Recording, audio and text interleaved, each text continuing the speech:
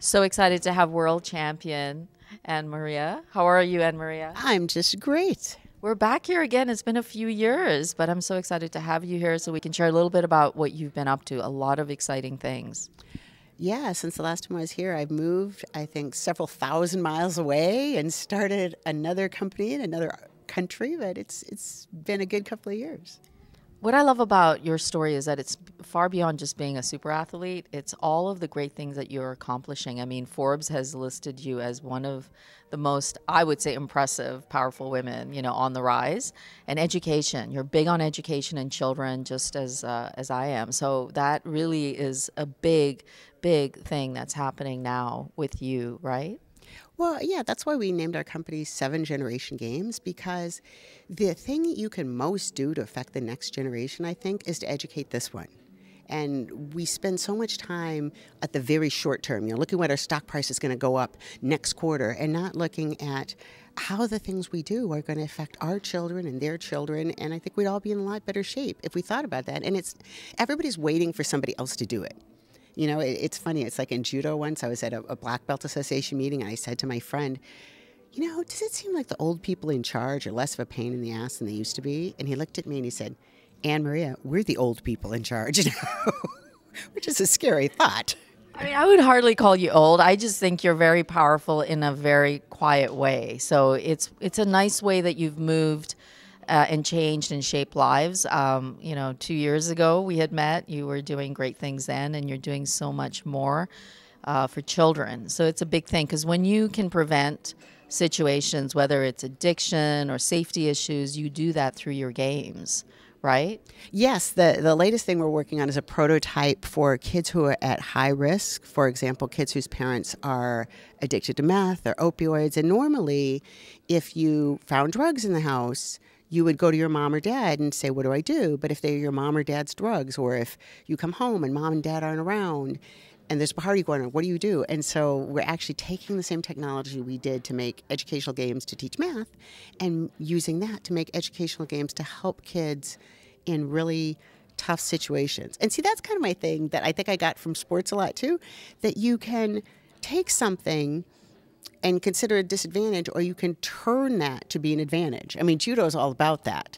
So if you're saying, well, kids are on their iPads all the time, they're on their phones all the time, and this terrible little generation. Or you could say, well, if they're on their phones and their iPads all the time, how could we make that a positive in every way? So I think it's wonderful. I mean, we spent a little bit of time last night talking about the games, but the way that you've been able to change lives, that is one of the big things.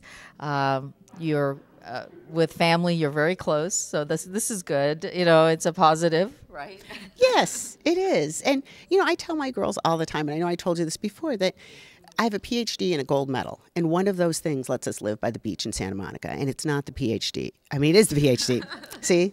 Now you got me all turned around. But it's that if we really want to help kids, it's like what you do. You help people get their lives back in shape through your company, through your finances. You help them get a home.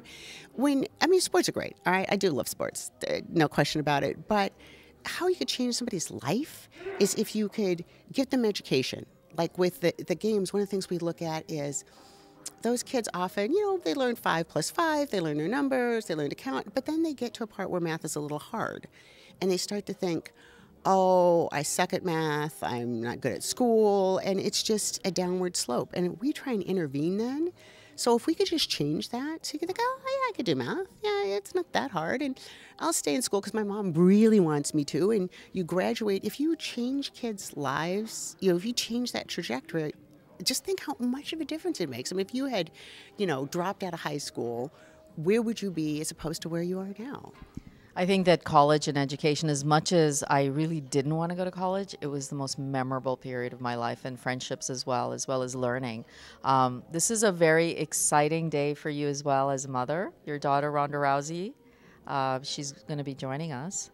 Can you share a little bit? I know you have a lot of beautiful daughters, but we're just here today, and this is a special day, right? Yes, Rhonda, actually, I don't know what her speech is going to be. She was all worried about it last night and going through different things she was going to say, so I have no idea. But I'm really proud of her, and I say this a lot. you know, Rhonda has had some missteps, let's say that, and she has turned around. Now she's going into WWE, and there are people saying, "Well, she shouldn't be doing that." Who are you to say? You don't even know her, you know, you random person that's never met her. She's doing great. I mean, she's making money. She's supporting herself. She's doing something that she loves. She even likes the T-shirts. I'm thrilled. I love WWE. I was thrilled. I think it's fantastic. I think any move is good, and she has done remarkable things, and she comes from a wonderful family. I've seen the way you operate. You come from the heart, and you do care, and you've done an awesome job with her. So power to her for signing on with the WWE, because it's people are looking forward to watching her in action, and it's fun. It's a fun period too. Well, I always say don't let yourself be defined by other people's expectations. So if other people say, well, you have to follow this path, no, you don't. If this is what you want to do and it makes you happy and it makes other people happy, why not? And it's fun. She's having a great time.